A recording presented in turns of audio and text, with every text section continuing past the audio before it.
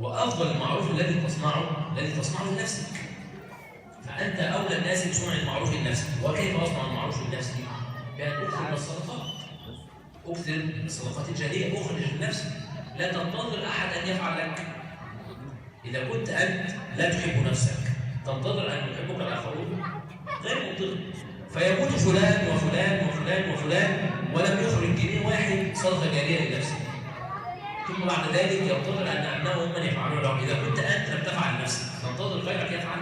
فاذا من العوامل التي تجلب لك حسن الخاتمه هي الاكثار من الصدقات الجاريه.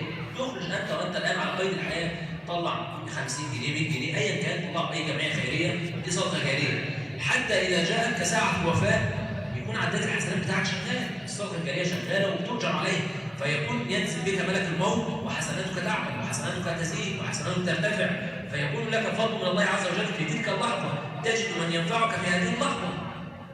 مش الانسان يتوفى وبعدين ينتظر ان ابنائه يعملوا فجاه ما بيعملوش حاجه.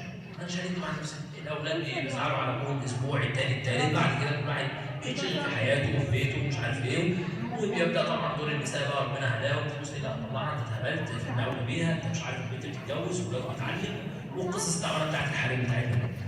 فاذا لو انت منتظر ان جوزك ان ابنك هيطلع جنيه، فاطمن ان مرات ابنك موجوده، ما تقلقش، مرات ابنك مش هتخليه يطلع ربع جنيه، دي انا اوعدك بيها وعلى الثقه.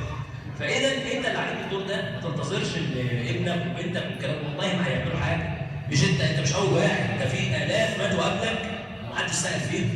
يعني واحنا كنا بنشوف الجماعه الخيريه مثلا ناس يعني ربنا يرحمهم ويغفر كان معاهم ملايين، كنا مثلا نتكلم ابنه عايزين تبرع مثلا ب 1000 جنيه المسجد، والله يا عم اشوف ربنا يسهل مش عارف ايه، وبعدين تاني يوم تلاقي مش عارف حاجه خايبه كده، مش عارف دوره فين ولا ايه، رب الاعمال المحسن فلان الفلاني اتبرع ب 100000 جنيه لاقامه دوره كرويه ومش عارف ايه وبتاع. دوره كرويه يا جماعه الفقراء موجودين.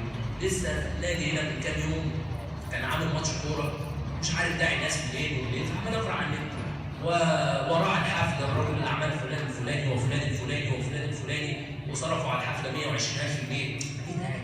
120000 جنيه عشان ماتش كوره؟ يا جماعه انتوا اتهبلتوا.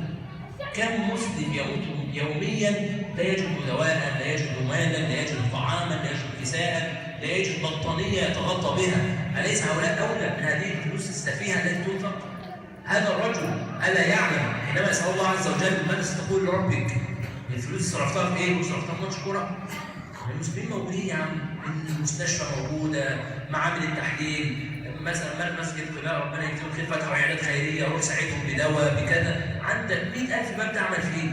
انت بتسيب كل ده وتصرف في الهيافات، واذا جئنا لك نقول لك افعل شيء لنفسك، والله ما ليا، انت بتعمله ليك انت اللي هترجع عليه يوم القيامه تقول لا والله ولادي هيجوا يطلعوه، ما مين ولادك ولا هيطلعوا لك ولا هيعملوا لك حاجه. فاذا هذه بعض يعني العلامات التي اوصانا بها النبي صلى الله عليه وسلم لمن اراد ان يفوز بخاتمه حسنه. نسال الله عز وجل ان يرزقنا جميعا بهذه حسن الخاتمه، ونساله في هذه الساعه الطيبه المباركه لعلها ان شاء الله ساعه الاجابه. اللهم انا نسالك حسن